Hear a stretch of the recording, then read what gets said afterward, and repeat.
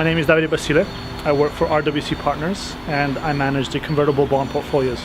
And we come here to the conference to talk about the asset class mainly because we think the timing is pretty attractive. And then the byproduct of that is also talking about how we do things in case we get asked.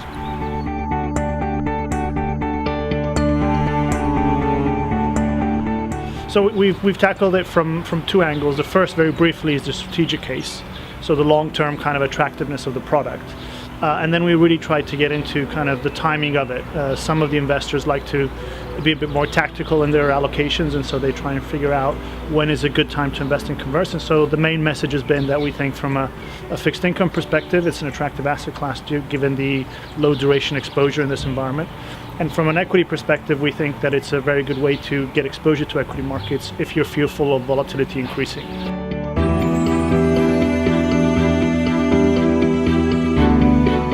Generally, the sensation I got was that it was quite positive.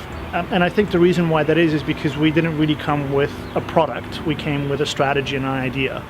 And so people are very receptive with that because you relate the current environment with the potential that the asset class can provide. And then the subsequent questions have usually been based on kind of the more common ones, such as the liquidity of our product, the new issuance dynamics, what are the ways in which we do things, how do we differ.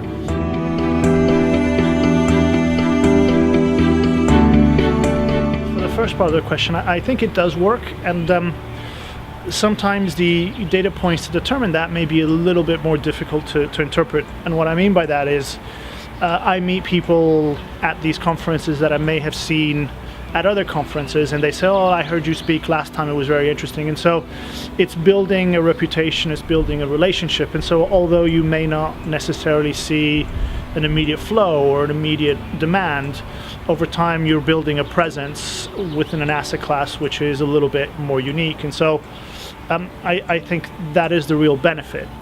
In many cases it does actually result in subsequent meetings that we go out and then we explore potential kind of investments or kind of strategies or solutions. Kind of why RWC, I think it's a byproduct of that to a degree, because we're more of a specialized asset manager, the ability to come to these events means that your reputation starts building and you get well known, as opposed to a more well-known brand name which people go to just by association of the name. There's a lot of goodwill associated to branding and marketing, and for smaller firms I think these events are particularly useful because you can explain your process, the way you do things, and I think it's a good framework for us to present that.